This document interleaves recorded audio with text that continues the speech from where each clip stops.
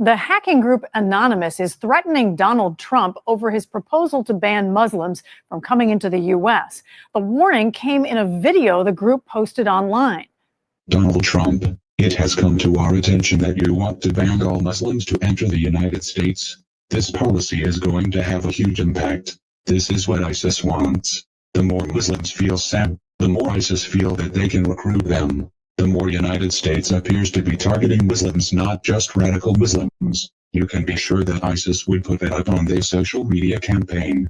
Donald Trump, think twice before you speak anything. You have been warned, Mr. Donald Trump. We are anonymous. We are legion. We do not forgive. Expect us.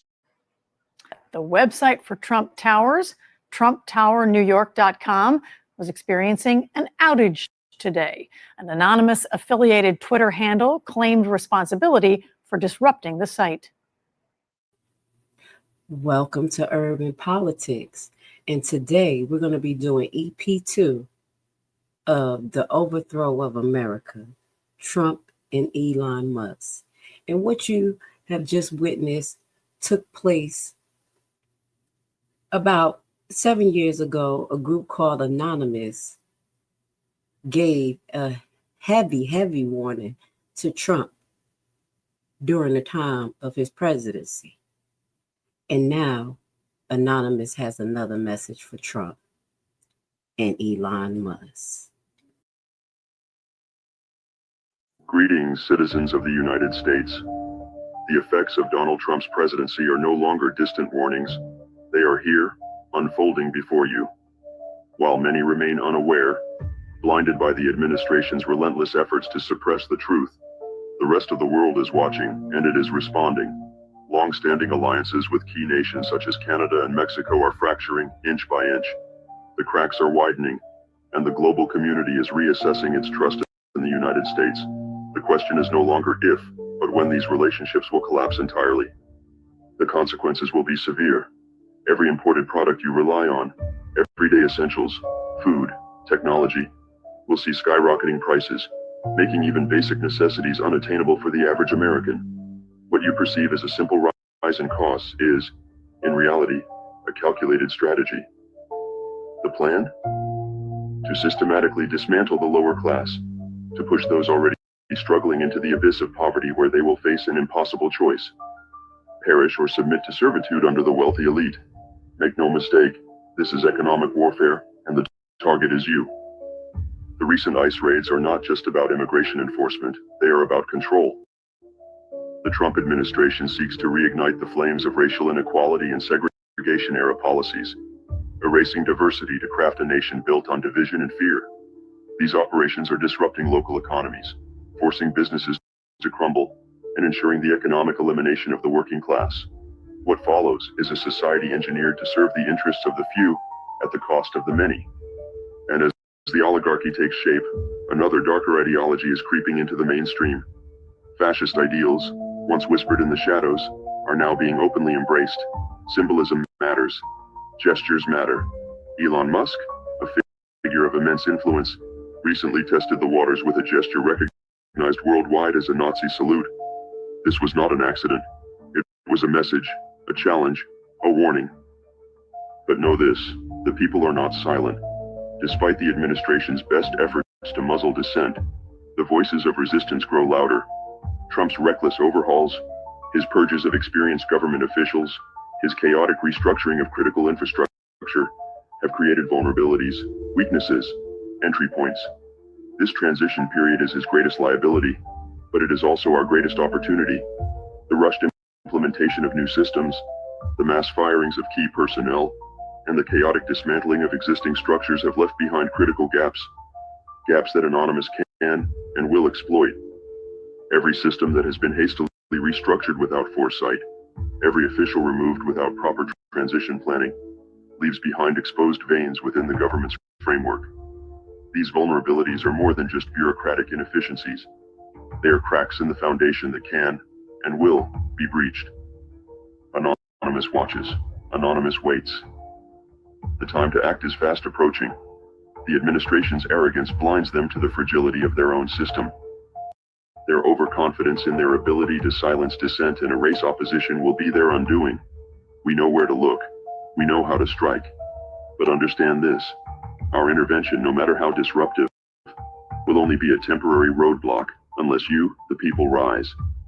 This is your warning. This is your chance. The transition period is fleeting, and once they solidify their grip, your options will vanish. If you fail to act now, the cost of resistance will be far greater in the future. To those in power, think carefully. Your decisions now will determine your future. We are anonymous. We are legion. We do not forgive. We do not forget. Expect us. Do you guys remember seeing these guys? Let's talk about the hacker group Anonymous and what happened to them. It was in 2008 during the beginning stages of the internet when they shot to fame for their criticism of Tom Cruise and Scientology. And since then, the group has been involved in political activism all around the world. They fought government corruption, took down huge amounts of child porn, and even battled against the biggest gangs and terrorist organizations around the world. They were like actual online heroes, unlike some of y'all arguing in the comments. But anyways, obviously since they're anonymous, we don't know much about their background, but the question remains, where are they now? So it seems like they're still being busy as they've been linked to hacking Russian websites and servers ever since the invasion of Ukraine. Apparently they brought down the Russian version of YouTube, hacked state outlets, and even Putin's yacht. Their hacktivism remains controversial, but I want to ask you, are they good or are they for evil? Let me know in the comments. Do you guys remember seeing these guys? Let's talk about the hacker group Anonymous and what happened to them. It was in 2008 during the beginning stages of the internet. Understand the amount of time and energy that is about to go into the government suing the government, while all the while the price of everything goes through the roof. Wages are completely flat. Workers get laid off. Literally, they're going to do nothing for nobody. And yet and still, there will be lawsuits every day. Trillions of pages of paper. Parties here, there. I don't think anybody will ever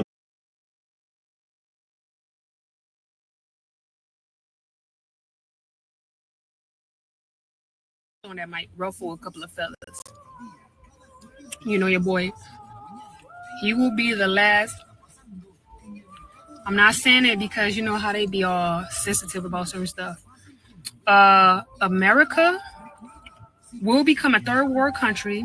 Nothing will be the same. So start seeking citizenship elsewhere now. Don't wait until the last minute. Get your passport, your visas now, and start looking for citizenship elsewhere. Or just going to go visit them places and seeing like if you can be able to, you know, adapt to different environments, different sceneries, and different cultures. Start doing that now. Please don't wait until the last minute. You will get left behind. So the thing is, a lot of people gonna wait till the last minute to start trying to leave when the time is to start looking now to leave, so you don't get caught up in the mix up people trying to, you know, do last minute stuff, you know, fight. You know how Black Friday is, people fighting in line trying to get a TV or trying to get a microwave or something like that. You don't want to be stuck in that predicament. So just make sure you stay 10 steps ahead. I've seen a whole bunch of Black people getting left behind. Instead of working together to leave in a timely fashion, they were fighting each other, pulling each other back and down, which caused them to get left behind. They was too busy fighting each other, trying to get up on one or over on another. That crab in the barrel mentality, and they got left behind. I say, don't be them. This is not the time to move aimlessly. Move in order with strategy. Tighten up and get ready. This kid, y'all know right here is the creme de la creme of kids that repeat things at home. From one year to the next are the same. If you didn't hear that, let me show you a little clearer. From one year to the next are the Watch same. And they're That isn't even the best part. The best part is this. democracy. I don't know if you heard that last part, but he said, "You're not the president. You need to go away." Why would he say that? Why would that child repeat that if he didn't hear it at home? which he did. And I wonder who he heard that from. It ain't his mama. Some people are saying that he didn't really say that. It's muddled. You can't really tell, but I don't know. You be the critic. Go listen to it again and you tell me in the comment section. Don't say anything to X ever. You say anything in front of that kid, he's like a sponge. And let me tell you, he heard that shit in his private house. And he just repeated it on national television.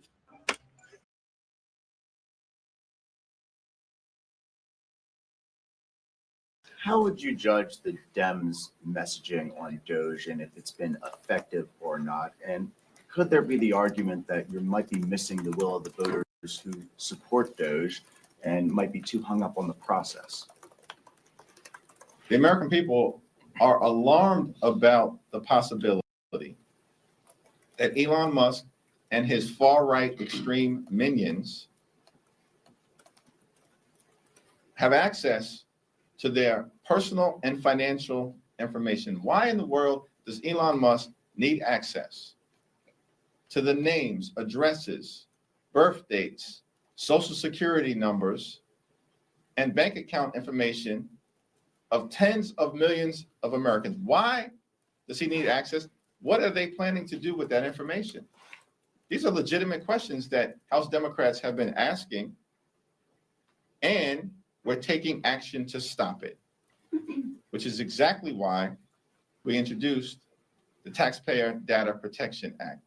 Where are House Republicans as it relates to stopping the steal of taxpayer data? Where are House Republicans? It only takes 3 to join us, and we can move the Taxpayer Data Protection Act. I think we've been very clear in terms of the pushback that's taking place in the Congress, and we've been partnering with Democratic attorney generals, unions, advocacy groups, and democracy reform organizations as it relates to the litigation that has been filed that is successful to date in stopping the overreach and the unlawful, unconstitutional, and unconscionable power grab being led by an out-of-touch, unaccountable, and out-of-control billionaire puppet master. There in the Oval Office yesterday, and he admitted that he was lying and he was using his propaganda machine to do it when he said that we sent millions of dollars to Gaza for condoms. That was a lie. Let's bring in that House Oversight Committee member, Texas Democratic Congresswoman Jasmine Crockett. Congresswoman, did you learn anything from today's hearing that will help you or Elon Musk or anyone eliminate government waste? Absolutely. First of all, it's great to be with you, Jake. I do want to point out that not even the Republicans' own witnesses decided to try to defend what Elon Musk has done thus far. Instead, all of the witnesses talked about things that we've been advocating for, such as making sure that we can modernize our technology so that we can root out those fraudsters that are able to attack us, because basically we are still living in the Stone Ages with our technology as we are trying to disseminate much needed dollars, whether it's for SNAP benefits or whether it's for a contract or whether it's for PPP loans. So yeah, they were advocating for the things that we've been talking about for a long time, and the Republicans consistently say defund, defund, and they don't want to make the investments, and therefore we end up in the situation that we're in. But they did not have an answer for why it would make sense to get rid of the Department of Education, why it would make sense to tell the CDC and the FDA that they should not be giving out information so that the American public can stay safe. They didn't have any explanations as to why we would have him sitting over the Department of Treasury, or why, if he is supposedly auditing anything, why they didn't actually go find someone who actually does auditing and instead put him there. So honestly, as far as I'm concerned, they have proven that this is nothing more than a sham. And as I laid out, another payday for Elon Musk, because we know that if there is any government welfare to be handed out, it is consistently being handed out to Elon Musk, who stopped all the money to U.S. USAID and various other organizations that depend on that money, while at the same time deciding that he would somehow get another contract for over $300 million authorized for a company that he's overseeing, while he's also allegedly rooting out waste. You have called who says, look, the government spends too much money, and I just believe that they're not taking seriously enough, the federal government, the waste and the fraud that is out there. And if Elon Musk can find some of it, more power to him. Yeah, if he could. But first of all, if you're going to find it, then the proper thing to do would be to find it. And then clearly this is an appointee of our Republican president. He should then take his findings to the Republican caucus. Currently, the Republicans control the House, the Senate, as well as the White House. He should have a caucus meeting with them, talk about what his findings are, bring actual documentation versus posting on X and then saying, oh, well, I'm not going to be perfect. Well, what is the point? Honestly, you and your little team of teenagers seem like the biggest waste that we've endured since Donald Trump has sworn in, because we should not be chasing these random stories that are nothing more than propaganda that are designed to infuriate the American people. I understand when people say that they are concerned about our debt, as they should be concerned. But if you really want to look at the problem is probably with the Trump administration. We know that that administration, the last time they were in, ran our debt up an additional $8 trillion, more than anybody else has ever done. And we're special agent is defending his colleagues who investigated the insurrection as Donald Trump prepares to boot the men and women who did their duty from their jobs. CNN has obtained this letter, and it is unsparing. It's entitled, Uncommon Sense Was a Common Vice. The author offers what he or she calls a vignette free of political bias or moral judgment. The document runs through a job history, and a prolific one at that, preventing ISIS attacks, securing a hostage from the Taliban, listening to wiretaps to help take apart a violent drug gang, recruiting a source to provide intel on Putin's military, infiltrating a child trafficking operation, monitoring deep cover spies. In other words, take these words seriously. Quote, currently, there is an effort to call a significant number of career special agents from the Federal Bureau of Investigations. This is an unthinkable action that will gravely undermine the security of the nation. And these two, about the uncertainty of what happens now. Quote, I am now sitting in my home, listening to my children play and laugh in the backyard, oblivious to the prospect that their father may be fired in a few days, fired for conducting a legally authorized investigation, fired for doing the job he was hired to do. Back here in the Beltway, the Trump administration continuing to move ahead with more firing. The government office that handles personnel is now directing agencies to fire employees still in their probationary period. 14 attorneys general are now suing Elon Musk and the president, arguing their efforts to cut government spending are unconstitutional. The president championed the cuts today from the Oval Office. It's a big, tremendous saving for us. We want to downsize government, but make it better. Run it better, but downsize. Our Joe Khalil joins me live here in studio. These are not specifically targeted to one. So Energy Department, Education, the VA, several others. We reached out to the Office of Personnel Management, asked how many people are getting laid off. They couldn't give us a specific number. You see here all the layoffs, or all the agencies rather. What they did tell us is it's within a certain category, people who are in their probationary period. That means you've only worked 1 or 2 years at whatever agency that you're at. That is a category that encompasses something like 220,000 federal workers. We turn in the meantime to the massive layoffs playing out today of government workers, thousands of them at multiple federal agencies, including the Department of Education, the CDC, and Veterans Affairs. And tonight, ABC News learning that hundreds were laid off at the National Nuclear Security Administration, the agency that maintains America's nuclear stockpile, before they were called back. Here's Mary Bruce. Tonight across the country, tens of thousands of federal workers, from the Department of Education to Health and Human Services, from Veterans Affairs to the Department of Energy, suddenly told they are out of a job. Last night, I got an email around 9 p.m. Saying that my position was terminated. In Greensboro, Georgia, Carly Arata worked at the Department of Agriculture. I saw the subject of it and I kind of screamed. I didn't think it was real at first, so I reread it like 3 times and then kind of started crying because, yeah, I was relying on this job. My husband and I just purchased this house in December, and now we're not really sure what we're going to do. In a meeting at the Office of Personnel Management, some employees were told to, quote, gather your personal belongings and exit the premises. ABC News obtaining this audio. You will receive your termination notice via email shortly, and it will include the reason for termination. As a result, your employment with the Office of Personnel Management will end today. The layoffs across at least a dozen departments and agencies, all part of an effort to cut government costs.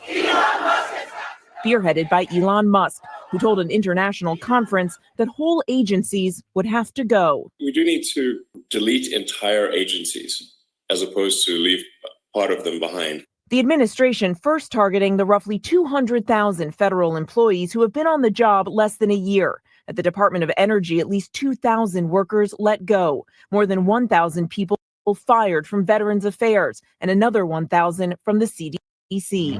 Among them, half of the agency's so-called disease detectives, doctors and scientists who fan out across the country and the world to respond to outbreaks. But this process has been far from smooth. Sources tell ABC News yesterday roughly 300 employees at the National Nuclear Security Administration, the agency that maintains America's nuclear stockpile, were fired. But today, multiple sources tell us those firings were put on hold. Managers frantically calling the fired employees back, telling them as of now they're not fired after all. Their security badges turned back on and their access to federal systems restored, at least temporarily. The firings sending shockwaves through the federal workforce. But President Trump today saying this dramatic workforce reduction is all part of the plan. We want to downsize government, but make it better. Run it better, but downsize. And David, this is only the beginning. All day long, we've been learning of more and more cuts at these agencies. Tonight, word that Homeland Security is cutting over 400 employees, including 200 from FEMA. Biden's policies on immigration or student loans. But respectfully, I mean, you're calling the democratically elected president a dictator? Well, we've got 3 branches of government. And this president, more like any other, has bypassed Congress because as a governor of a natural resources state, a big ag state, we're facing over 30 rules and mandates. Each one of those could be 800 pages to 1,400 pages long. None of them have come from Congress, and all of them could literally kill the industries that we have in our state, including baseload electricity, which we need to be competitive in the arms race around AI with China, who's building baseload electricity plants like 2 a month. So that's happening without Congress. And then, of course, on the student loan thing, when the Supreme Court ruled against him, then he just said, hey, we'll figure a different way to do it. So I just think that there's, again, a double standard here. He is bypassing the other 2 branches of government to push an ideological view, whether it's on economics or whether it's on climate extremism. He's doing that without using the other branches. And I think High threat illegal migrants are underway. Emma Withrow from the Fact Check team joining us now to discuss. So the Defense Secretary addressed why migrants are being sent there. What were his comments? So Pete Hegseth said in a press release that the DoD needs a place to house these migrants until they're able to reach agreements and process them to eventually send them back home, meaning their country of origin. Do we have a figure on how many migrants are expected to go? And I know it's in the thousands, right? It is, yeah. So the Department of Defense has said it's going to be around 30,000 migrants that are going to get sent to Guantanamo Bay, but those numbers could rise depending on what happens. Previous to this, we know Guantanamo Bay is a detention facility, but it sounds like it served for a variety of missions. What did you find? So I looked into their website and it said that, quote, Naval Station Guantanamo Bay serves as a key operational and logistics hub supporting a variety of missions, including maritime security, humanitarian assistance, and joint operations. And then as of last month, 15 men were still being held at Guantanamo Bay, including some who were accused of involvement in the 9/11 attacks who are actually still awaiting trial. Emma, thank you. And much more to come on this. Later on, Emma will be back to fill us in on who these high threat illegal migrants are. Immigration law just isn't working out. Most immigration workers left, so this farmer hired Americans. Problem is, he says, most show up late, work slower, and are ready to head home after lunch. Some even quit after just one day out in the field. And farmers say many Americans are not physically fit and simply don't work fast enough. Many of our local farmers are dependent on immigrant labor to pick their crops every day. And that's the produce you and I are buying in the grocery store. But many of the men I spoke with agree that immigrants need to be legalized in some form or fashion. Several of the farmers I spoke with today off camera say the inconsistency of the immigration law is already hitting their business. They told me workers are simply moving to states who do not have immigration laws, and they say that could jeopardize. A task force on the declassification of federal secrets. This task force will be a part of the House Oversight Committee and led by the very talented and persistent Congresswoman from Florida, Anna Paulina Luna. During her time on the Oversight Committee, Representative Luna is a sledgehammer against government secrecy. She is committed to throwing open the windows for the American people to allow the sunlight of truth shine on the federal government. I can think of no better person in Congress to lead this task force than Representative Luna.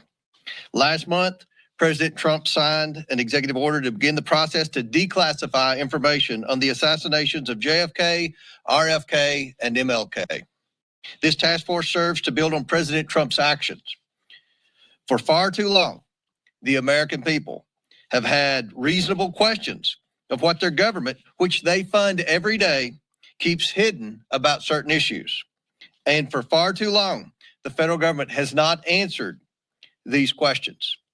This creates distrust in our institutions. That ends today. Banks that own everything. Nigga, everything? Nigga, everything. And, you know, we feel like we're doing something because, you know, we find out, you know, who Rockefeller is and, you know, we find out who the Rothschilds are. We're like, man, figured it out. No. All them are just puppets. You think the government and the politicians are puppets? Well, even the Illuminati's puppets. It's something much darker behind all of that. It doesn't matter if somebody calls you crazy. It really doesn't. At this point, the shit that's finna happen, the shit that they finna do, you think people calling you crazy is the worst that could happen? You got two different types of people. You know, you got the people that are like, you know, that doesn't make sense. Like, explain that to me. You got people like that. Don't turn those people away. And then you got some people that are just like, this is stupid, fucking idiot, this is dumb. Like, don't even smack them people. Like, it's a waste of time. They're angry because they can't even express themselves. They don't have the vocabulary or the knowledge to express themselves. If you let yourself become entangled with those people, then you're just letting the same negative parasitic entity feed off of your energy and siphon off your energy that's using them. With trolls, like fuck the trolls. The 13 bloodlines